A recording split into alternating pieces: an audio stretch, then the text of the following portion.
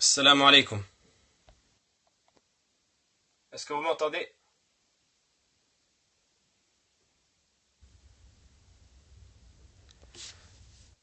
طيب, le son est clair?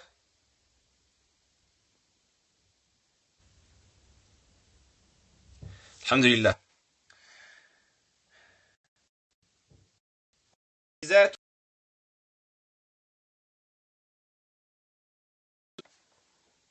Est-ce que vous m'entendez?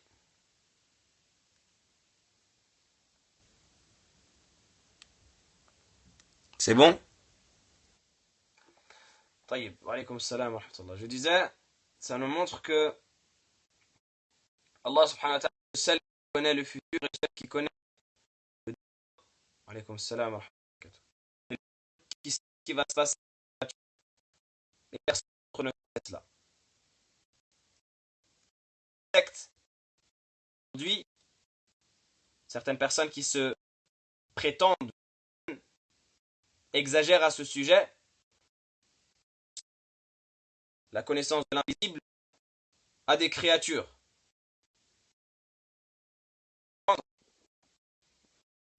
Que le prophète sallallahu alayhi wa sallam prétendre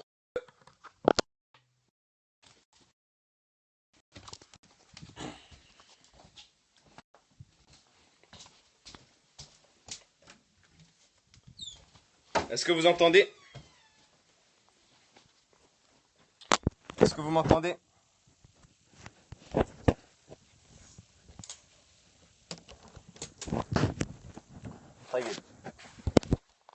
J'espère que ça sera un peu mieux.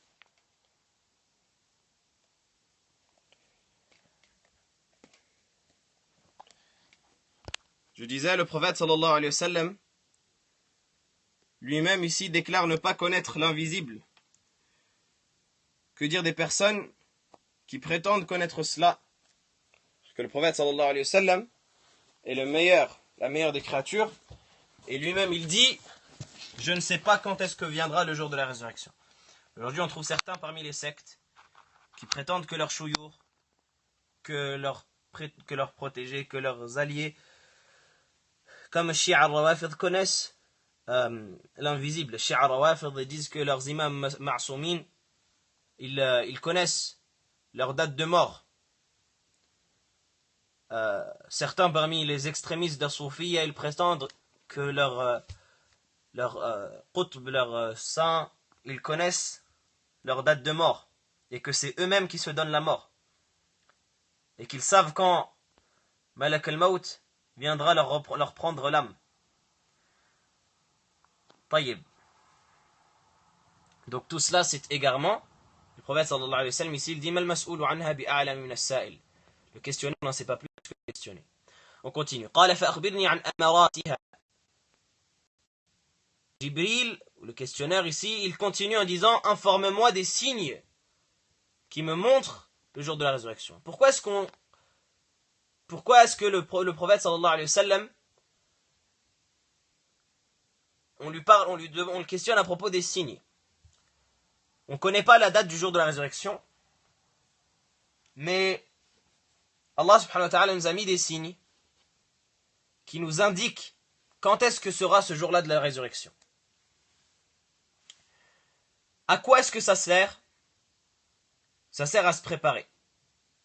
Ça sert à ce que la personne, qu'elle voit des signes du jour de la résurrection, elle prenne peur. Et elle se prépare. En disant, le jour de la résurrection approche. Le jour de la résurrection approche. Je préparerai pour la rencontre d'Allah subhanahu wa ta'ala. Lorsque le prophète sallallahu alayhi wa sallam, un bédouin est venu le voir, et lui a parlé en lui disant quand est-ce que viendra le jour de la résurrection? Est-ce que vous m'entendez?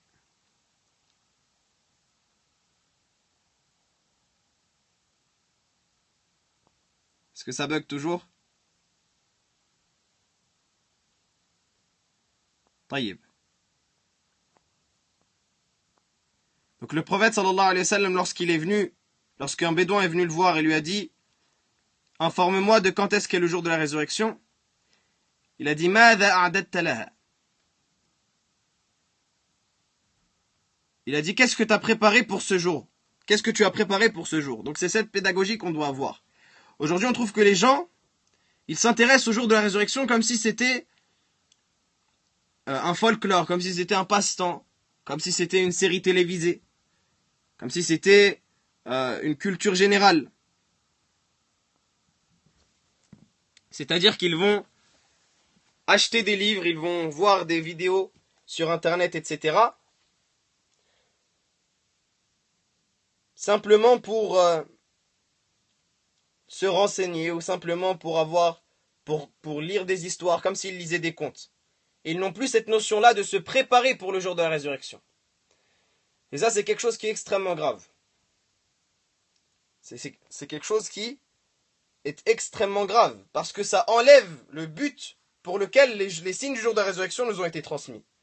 Les gens aujourd'hui parlent de Dajjal comme s'ils parlaient d'un personnage de conte. Alors que tout cela, le prophète sallallahu alayhi wa sallam, les compagnons, ils rapportent dans le hadith, le prophète sallallahu alayhi wa sallam, il a parlé de Dajjal, ils disent que le prophète sallallahu alayhi wa sallam, il leur parlait de Dajjal comme s'il parlait en élevant la voix et en la baissant tantôt, comme s'il parlait d'un ennemi qui allait arriver de manière imminente pour attaquer la ville de Médine en leur disant Sabbahakum wa massakum. Il viendra au matin ou il viendra au soir. C'est-à-dire qu'il leur parlait en leur faisant tellement peur qu'ils pensaient que c'était une attaque qui allait arriver, qui allait les surprendre. Et aujourd'hui, on trouve des gens qui lisent les jours de la résurrection, lisent les signes du jour de la résurrection, sans bouger d'un cil. Il dit, ah oui, subhanallah, il va se passer ça. Ah d'accord. Et il revient à ce à quoi il était. Donc les signes du jour de la résurrection, leur hikmah, leur sagesse, c'est de nous préparer.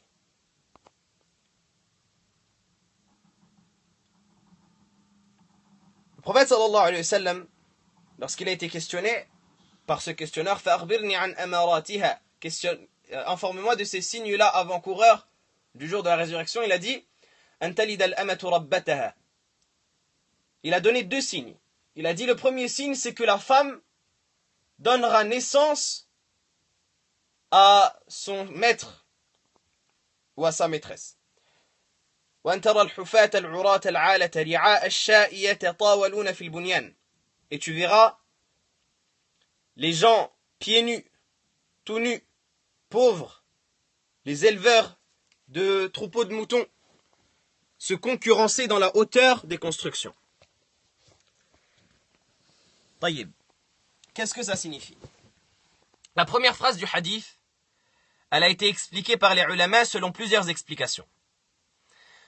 Certains ont dit, le prophète sallallahu alayhi wa sallam mentionne cela pour montrer qu'à la fin des temps, il y aura énormément de conquêtes et que l'armée de l'islam va conquérir énormément de terres et donc faire beaucoup de captifs.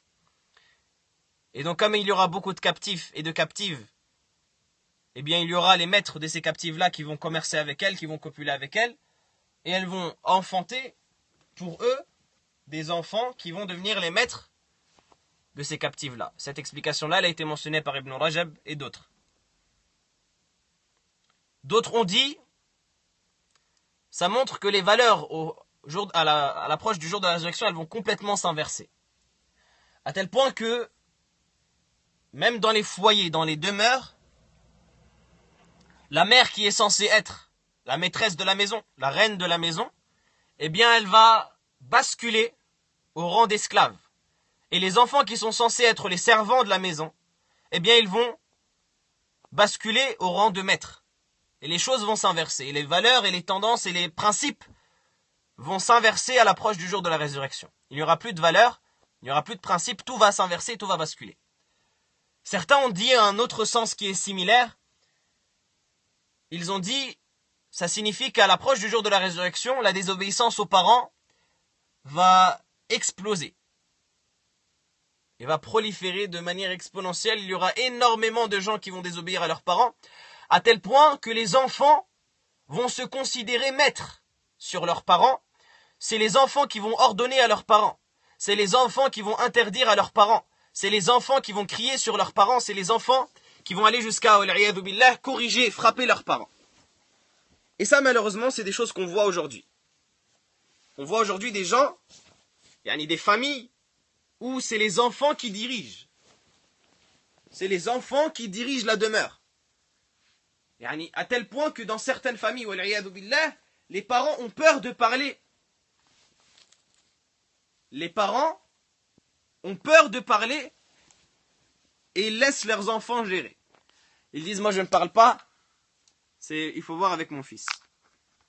Et ça, c'est un état qui est au summum de la servitude, de l'asservissement. On trouve des gens aujourd'hui qui ne respectent tellement pas leurs parents qu'ils vont jusqu'à lever la main sur eux, qu'ils vont jusqu'à les traiter comme des enfants, qu'ils vont jusqu'à leur imposer des choses. Et donc là, on voit que l'annonce du prophète sallallahu alayhi wa sallam de ce signe de la fin des temps est véridique. Ensuite, le prophète sallallahu alayhi wa sallam, il dit, est-ce que vous m'entendez toujours?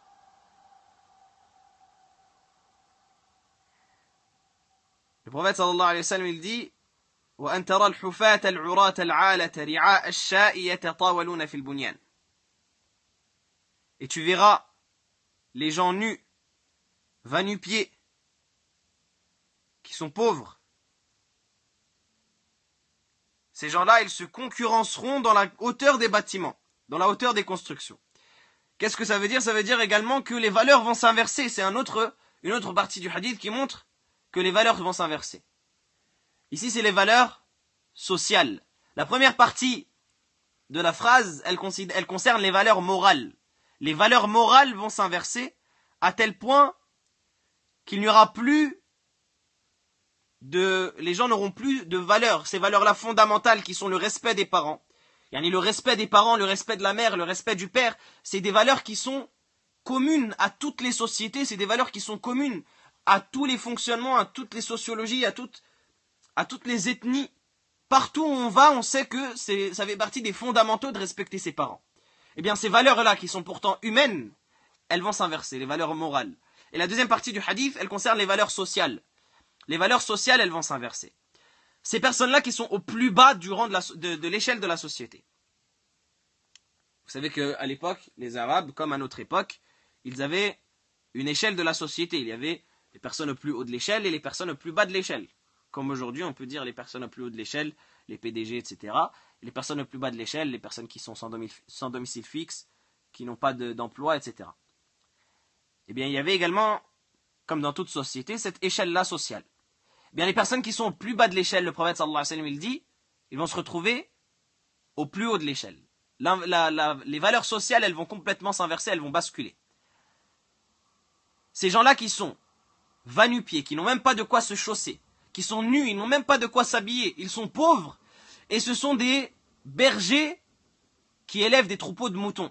Les troupeaux de moutons, c'était être berger et élever des moutons, c'était un des travaux les plus modestes pour l'époque. Les bergers à l'époque étaient différentes catégories. Il y avait les bergers de luxe, entre guillemets, qui étaient riches, les éleveurs de chameaux, et au plus bas de l'échelle, les éleveurs de moutons. Et donc c'est vraiment la plus basse des catégories sociales qu'on peut mentionner pour une personne du moins libre, pas esclave. Eh bien le prophète sallallahu alayhi wa sallam, il dit, ces gens-là qui sont plus bas de l'échelle sociale, du jour au lendemain tu les verras se concurrencer dans la hauteur des bâtiments. C'est-à-dire ils n'auront pas seulement de l'argent. C'est pas juste qu'ils auront des richesses. C'est pas ça. Parce qu'une personne qui a des richesses, elle se construit une grande maison. Elle se construit une grande maison avec un grand jardin, avec plusieurs voitures, etc. Ou pour l'époque, plusieurs chevaux, etc. Mais là, ce n'est pas seulement ça. C'est qu'ils vont tellement avoir d'argent qu'ils vont rajouter, ils vont exagérer, ils vont se concurrencer dans la hauteur des bâtiments. Mon voisin a fait une maison de 5 étages, je vais en faire une de 6. Mon voisin a fait une maison de 10 étages, je vais en faire une de 20. C'est-à-dire qu'il a tellement de richesses qu'il veut rentrer dans cette concurrence-là. Donc c'est du plus bas de l'échelle au plus haut de l'échelle. Et certains ulama contemporains ont expliqué ce hadith-là en disant que c'est un hadith qui s'est appliqué à notre époque. Wallahu a'lam, bien entendu, toutes ces explications-là, ça relève de l'ijtihad, ça relève de l'effort d'interprétation des textes. Ce n'est pas une chose qui est venue avec le hadith, mais ils disent, on le voit, on le constate aujourd'hui à notre époque avec ce qui se passe dans la région de la péninsule arabique et des pays du Golfe. Ces gens-là qui, il y a quelques décennies, dans les années 1900-1920, que ce soit en Arabie Saoudite, au Koweït, dans les Émirats Arabes Unis, etc., ce qu'on appelle aujourd'hui les Émirats Arabes Unis, il y avait une crise sans précédent. Il y avait la famine, il y avait la sécheresse. En Arabie Saoudite, lorsqu'on écoute les ulama du pays raconter cela, celui qui veut retourner aux paroles par exemple de Cheikh Ibn Uthaymin, lorsqu'il raconte les anciens qui lui racontaient, c'est-à-dire la génération d'au-dessus de lui, ce n'est pas quelque chose qui était très ancien. La génération d'au-dessus de lui qui lui racontait à quel point la famine était présente en Arabie Saoudite et dans les pays de cette région-là, à tel point qu'il dit, Cheikh Ibn Uthaymin, un des anciens lui raconte que leur seul repas pour toute une famille, tellement il y avait la famine et tellement ils n'avaient rien pour se nourrir, leur seul repas c'était de prendre une date et de la mettre dans leur bouche et de se la faire passer. C'est-à-dire ils rentraient la date dans leur bouche pour un peu sentir le goût sucré de la date et ils se la faisaient passer ainsi. Ou certains ils prenaient les noyaux de date et ils les mettaient dans l'eau et ils faisaient bouillir et ils buvaient l'eau. Tellement ils n'avaient rien à manger. Et bien avec la découverte des ressources souterraines, avec la découverte des ressources fossiles, que ce soit le pétrole, que ce soit le gaz, etc., etc., ils sont passés d'une grande pauvreté à une grande richesse, à tel point que on voit qu'aujourd'hui, ils construisent les plus hautes tours, et quand il y a un projet dans un pays de construire la plus haute tour, eh bien, dans le pays d'à côté, il y a un autre projet qui va construire une tour encore plus grande. On arrive à des tours d'1 kilomètre de haut, c'est quelque chose d'immense. Et d'autres projets qui veulent se concurrencer, etc., etc. Taïb. Et bien sûr, on dit, on ne sait pas si c'est exactement ce que le prophète sallallahu alayhi wa sallam a voulu dire, mais ça correspond et ça nous montre que le prophète sallallahu alayhi wa sallam est véridique. Ça nous montre que l'annonce du prophète sallallahu alayhi wa sallam est vérité. Et ça nous montre que la fin des temps approche. C'est-à-dire que même si, comme je l'ai dit, on ne peut pas dire que c'est exactement cela qu'il désigne, sallallahu alayhi wa sallam, mais étant donné que ça se rapproche et c'est similaire, eh bien les gens doués d'intelligence doivent prendre une leçon sur cela. Et je fais une petite parenthèse pour dire que au lieu de passer notre temps à faire ce que les gens font d'habitude, qui est de faire du racisme, clairement, par rapport aux personnes de cette région-là. Il y a des personnes de cette région-là qu'on attaque, pas pour ce qu'ils ont fait, ou pas pour leur croyance, ou pas pour quelque chose, mais simplement parce qu'ils sont de cette région-là. On dit oui, mais les gens des pays du Golfe, ils sont comme ça. En faisant une généralité, alors qu'il y a parmi eux les bons, il y a parmi eux les mauvais, il y a parmi eux les pieux, il y a parmi eux les pervers, il y a parmi eux les mécréants, il y a parmi eux les croyants, il y a parmi eux les... Pour les personnes, bien sûr, qui habitent dans les pays des Émirats, il y a parmi eux les athées, il y a parmi eux les communistes, il y a parmi eux les pieux, etc. On fait des généralités et on dit ce sont des gens qui dépensent leur argent n'importe comment, etc., etc. Mais certes, même si c'est vrai, quand bien même ce serait vrai, on oublie la faïda qu'il faut tirer de cela, qui est de nous rappeler que le jour de la résurrection est proche. Si eux gèrent mal leur argent, eh bien gère-toi bien ton argent pour que quand Allah subhanahu wa ta'ala te fasse des comptes à toi, parce qu'il va te les faire à toi et non pas, il va pas te questionner à propos d'un tel ou d'un tel, il va te questionner à propos de toi. Eh bien quand Allah te fera des comptes à toi, tu n'auras rien à te reprocher. Mais si tu passes ton temps à parler d'un tel et un tel, et que tu oublies ta propre situation, eh bien tu vas te retrouver dépourvu lorsque la bise sera venue. Tu vas te retrouver dépourvu lorsque le jour de la résurrection viendra et que tu n'auras pas pris de provision.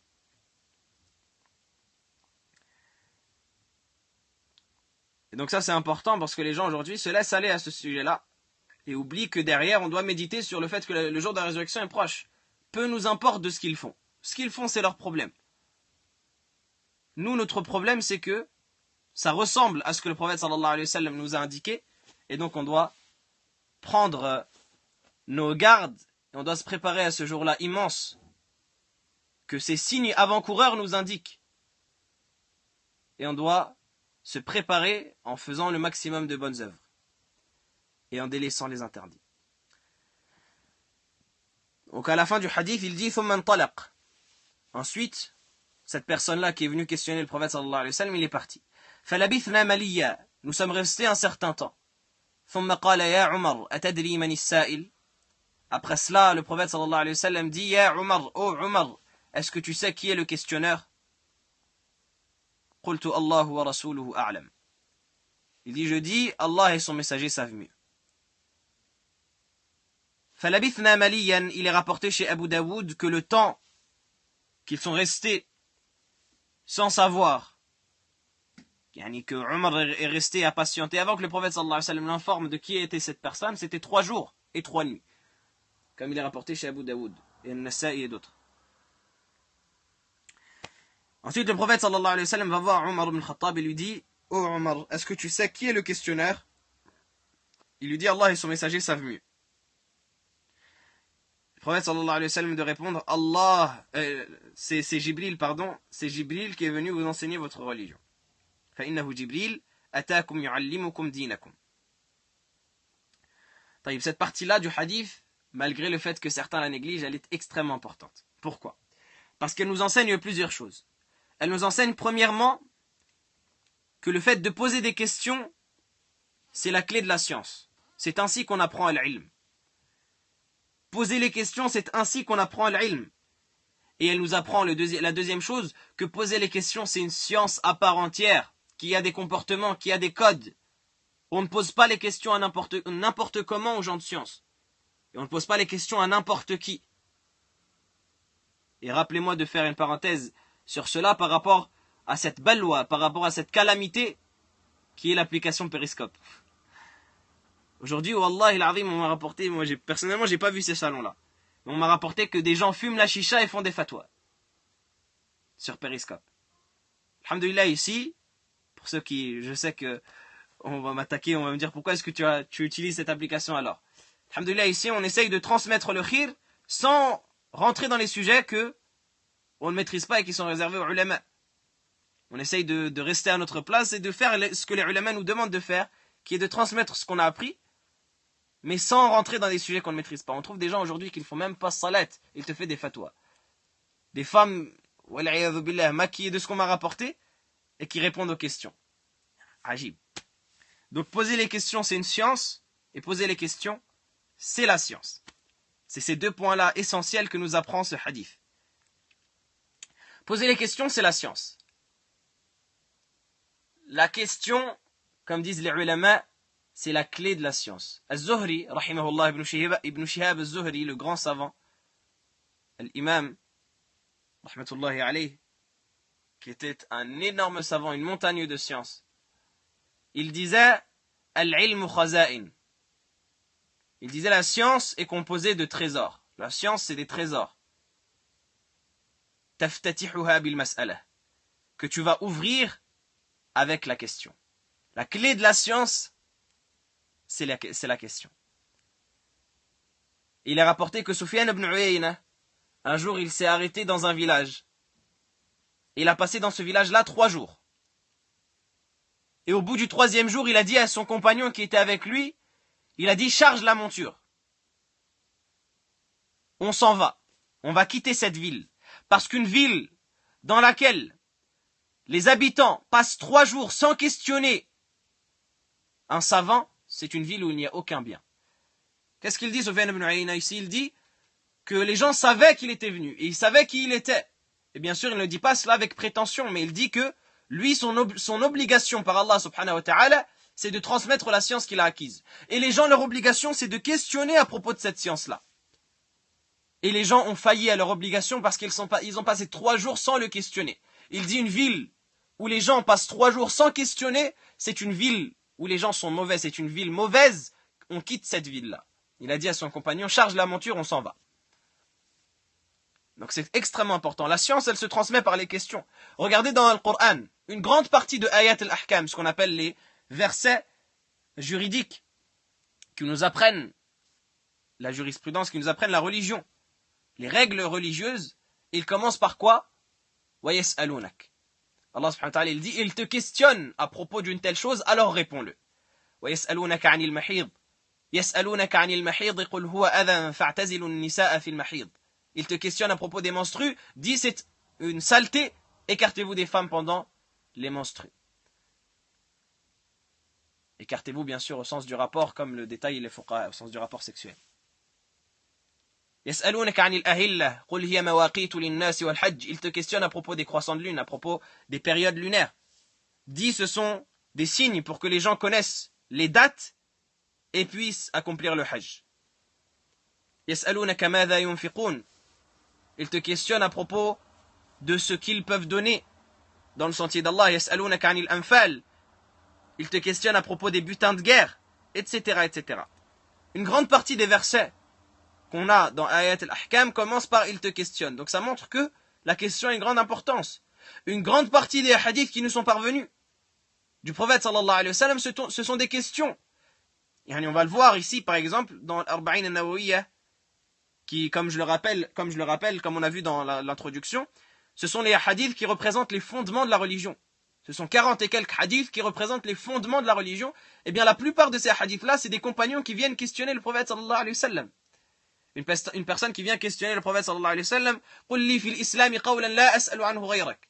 Dis-moi dans la religion une parole que je ne vais jamais demander à autre que toi. Le prophète sallallahu alayhi wa sallam, il dit, قُلْ آمَنْتُ.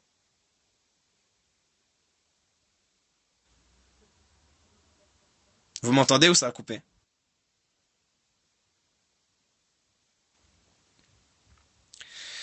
C'est bon, ça a repris?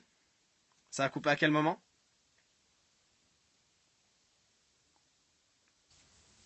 Qu'est-ce que je disais?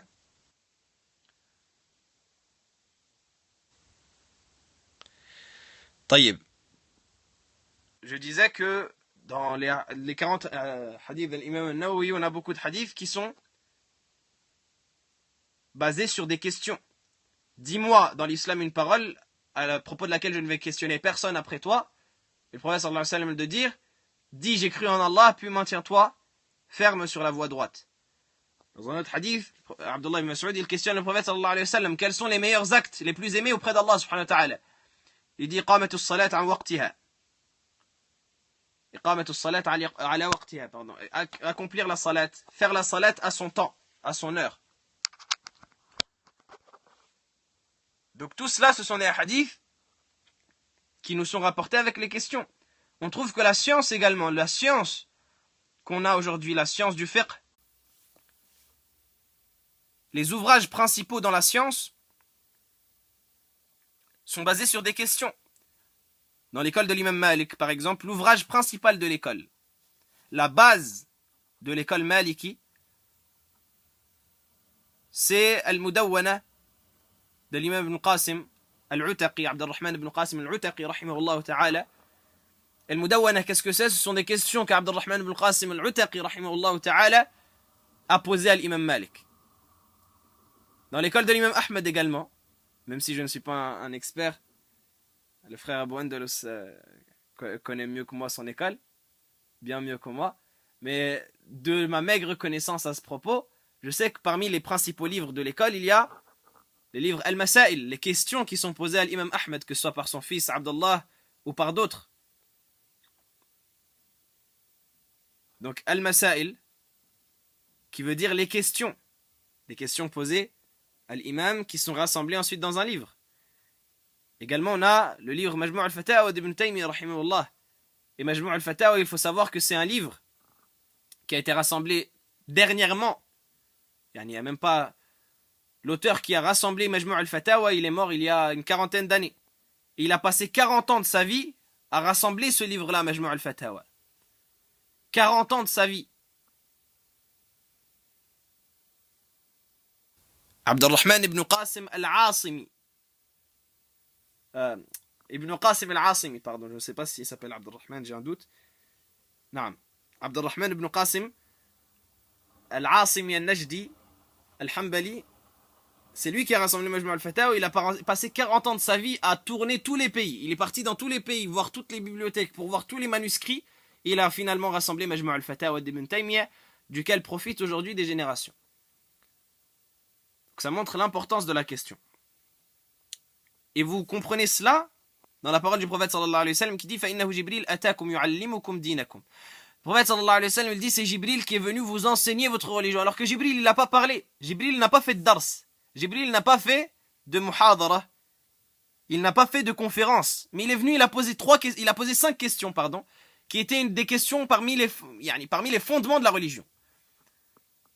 Il a posé des questions intéressantes. Et on en profite 1400 ans après qu'elles aient été posées. Les 1400 années, tous les siècles qui sont passés, ils en ont profité depuis qu'elle a été posée.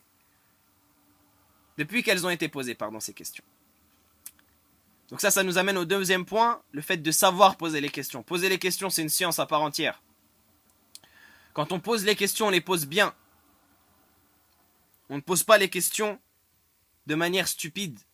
On ne pose pas des questions qui n'ont aucun intérêt. On pose des questions qui sont intéressantes. Et on pose des questions en allant droit au but. On ne pose pas des questions qui font 10 pages. On garde le nectar de la question pour que ce soit une question profitable. Donc il faut garder à l'esprit que le fait de poser des questions, c'est une science à part entière. Et il y a des livres qui sont écrits sur le comportement de la question. Et dans les livres du comportement de Talib al-Ilm, il y a des chapitres entiers sur le comportement de la question.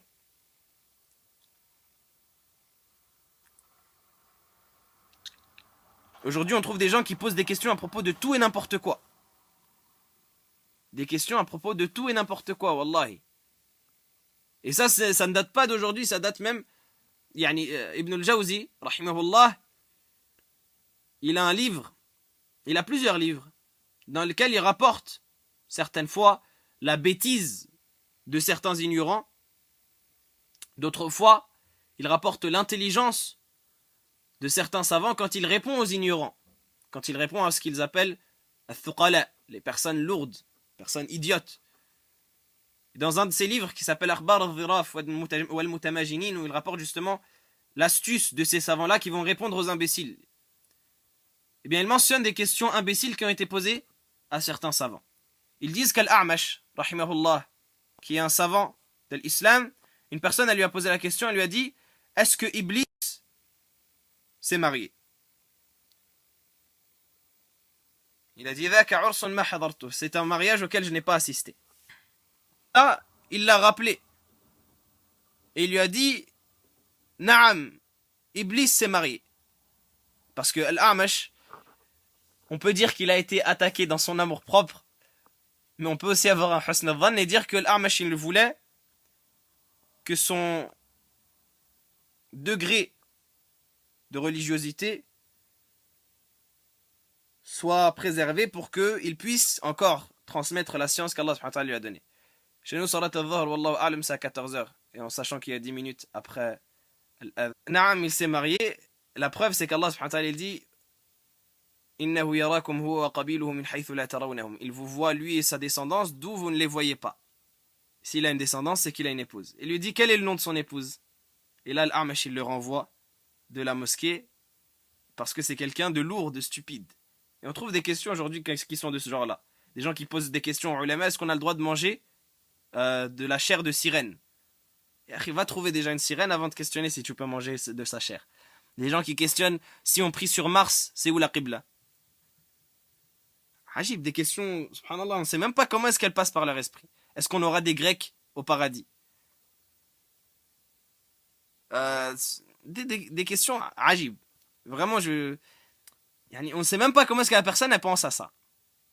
Donc ça, c'est des questions qui n'apportent aucune faïda. Et en plus, tu trouves que ces personnes-là, elles ont des manquements à propos des fondements de leur religion. Elles ne savent même pas faire correctement les ablutions. Elles ne savent même pas correctement faire la salat.